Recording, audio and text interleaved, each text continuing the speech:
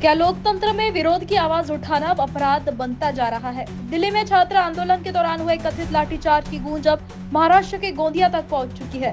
कांग्रेस ने इसे लोकतंत्र पर हमला बताते हुए केंद्र सरकार के खिलाफ सड़क पर उतरकर जोरदार प्रदर्शन किया। कार्यकर्ताओं ने सड़क पर बैठकर धरना दिया और सरकार के खिलाफ जमकर नारेबाजी की।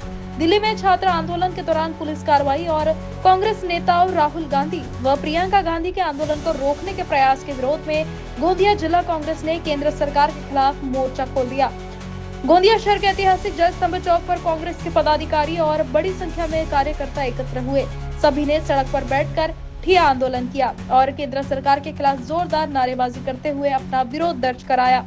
प्रदर्शनकारियों का आरोप था कि लोकतंत्र में हर नागरिक और छात्रों को शांतिपूर्ण तरीके से अपनी बात रखने का अधिकार है, लेकिन केंद्र सरकार पुलिस का इस्तेमाल कर विरोध की आवाज को दबाने का प्रयास कर रही है।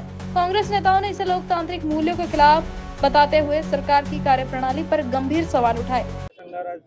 आजचा आंदोलन हा जो आहे हा विद्यार्थ्यांशी जे झालेला जो खऱ्या अर्थानं नीट पेपर असो किंवा आणखी त्याचा निकाल असो, या सगळ्या गोष्टी जेव्हा रोज घडत असताना देशाचा पंतप्रधान त्याच्यावर काही बोलत नाही, त्याच्यावर कुठली चर्चा करत नाही, त्याची जबाबदारी तो स्वतः स्वीकारत नाही आणि म्हणून अशा पद्धतीचं मूर्ख बनवणारा देशाचा पंतप्रधान असेल तर त्याला पहिल्यांदा सत्तेवर राहण्याचा कुठलाही अधिकार नाही।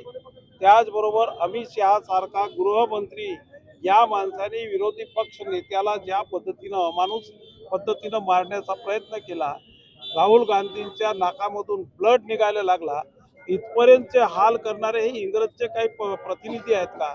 इंग्रजांची हे काही औलाद आहे का की ज्या पद्धतीने जनतेच्या प्रश्नासाठी जर कोणी मागणी करत असेल तर त्याला अमानुष पद्धतीने मारण्याचा प्रयत्न करतात आणि म्हणून अशा अनेक घटना आज देशपातळीवर दिसत आहेत आणि म्हणून त्या संदर्भामध्ये काल झालेल्या घटनेच्या संदर्भात ज्या विद्यार्थ्यांना मारहाण, ज्यांचं रक्त निघाला, काही मुलं ॲडमिट झाले, राहुल गांधी असेल, अखिलेश यादव असतील, सुप्रिया सुळे असतील, आणखी इतर जे काही विरोधी पक्षाचे नेते असतील, या लोकांवर जो व्यवहार या लोकांनी सरकारच्या वतीने केला त्याचा निषेध करण्याच्यासाठी आणि जे काही गुन्हे यांनी दाखल केले असतील ते गुन्हे मागे घेण्यात यावं या संदर्भामध्ये जिल्हा काँग्रेस कमिटीच्या वतीनं हे आज आम्ही या ठिकाणी डेप्युटेशन देण्याच्या संदर्भात आणि रस्त्यावर त्यांच्या विरोधाभास करण्यासाठी आम्ही या ठिकाणी आलो।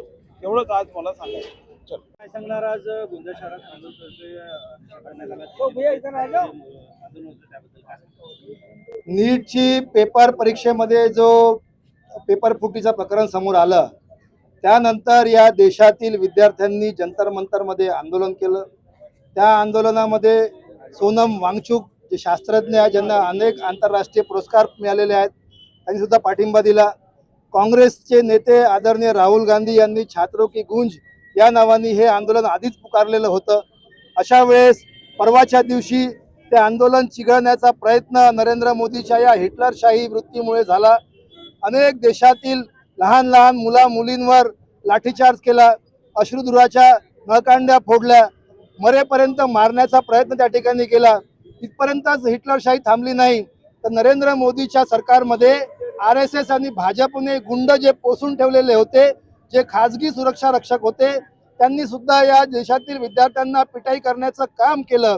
याचा जाब विचार न करता पंतप्रधान नरेंद्र मोदींना परवाच्या दिवशी आमचे काँग्रेसचे विरोधी पक्षनेते आदरणीय राहुल गांधी यांच्या नेतृत्वामध्ये या देशाच्या संसदेमध्ये त्यांना जाब विचारण्याचा प्रयत्न केला। या विषयावर चर्चा घडवून आणावी म्हणून त्यांनी मागणी केली, परंतु ही मागणी धुडकावून लावल्यामुळे काल नंतर मग नाईलाजास्तव काँग्रेस आणि विरोधी पक्षाच्या सगळ्या सदस्यांनी आदरणीय विरोधी पक्षनेते लोकसभेचे राहुल गांधी आणि राज्यसभेचे मल्लिकार्जुन खरगे साहेब यांच्या नेतृत्वामध्ये प्रधानमंत्री आवासाच्या समोर धरणे कार्यक्रम आयोजित केला। 3 तासाच्या धरणे दिल्यानंतर त्या ठिकाणी जितेंद्र प्रसाद नावाचे मंत्री त्या ठिकाणी आले।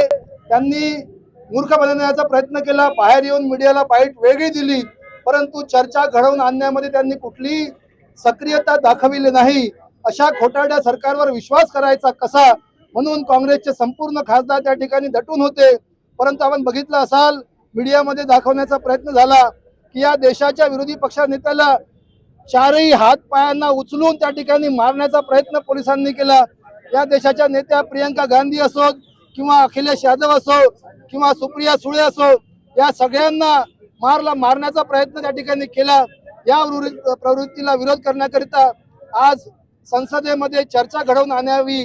या देशाच्या विद्यार्थ्यांवर जे महाराष्ट्रापासून तर दिल्लीपर्यंत संपूर्ण देशावर जे गुन्हे दाखल केलेले आहेत, खोटे गुन्हे, ते खोटे गुन्हे परत घेण्यात यावे आणि या सगळ्या प्रकरणाला कारणीभूत असणारे धर्मेंद्र प्रधान, ज्यांच्यामुळे आज देशातील 22 विद्यार्थ्यांनी रेकॉर्डवर आत्महत्या केल्या, शेकडो पोरं असे आहेत की ज्यांनी आत्महत्या केलेल्या आहे नीटच्या पेपर फुटीच्या प्रकरणामुळे प्रेशरमध्ये येऊन। या सगळ्या याच्यामध्ये धर्मेंद्र प्रधान यांचा राजीनामा झालाच पाहिजे, ही खऱ्या अर्थाने गोंदिया जिला कांग्रेसच्या माध्यमाची आम्ही मागणी करत आहोत। आंदोलन के दौरान पूरे जयस्तंभ चौक पर विरोध के स्वर बुलंद रहे। कांग्रेस कार्यकर्ताओं ने केंद्र सरकार पर लोकतांत्रिक अधिकारों के हनन का आरोप लगाते हुए कहा कि छात्र आंदोलनों पर लाठीचार्ज और विपक्ष की आवाज दबाने की कोशिश किसी भी लोकतंत्र के लिए उचित नहीं है। फिलहाल दिल्ली में हुई पुलिस कार्रवाई को लेकर देश भर में राजनीतिक प्रतिक्रिया तेज होती दिखाई दे रही है। गोंदिया में कांग्रेस का यह प्रदर्शन भी उसी विरोध की एक कड़ी माना जा रहा है। अब देखना ये होगा कि इस पूरे घटनाक्रम पर केंद्र सरकार और प्रशासन की ओर से क्या प्रतिक्रिया सामने आती है।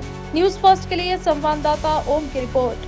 हमारा हर शब्द समाज की आवाज, हमारी हर पहल निष्पक्षता का कदम, आपकी हर समस्या में आपसे पहले दिखेंगे हम हैं न्यूज फर्स्ट। ईश्वर का सच, हमारा साहस और आपका विश्वास। सच, साहस और विश्वास। अगर आप ये वीडियो YouTube पर देख रहे हैं तो हमारे चैनल को सब्सक्राइब कर बेल आइकन दबाएं।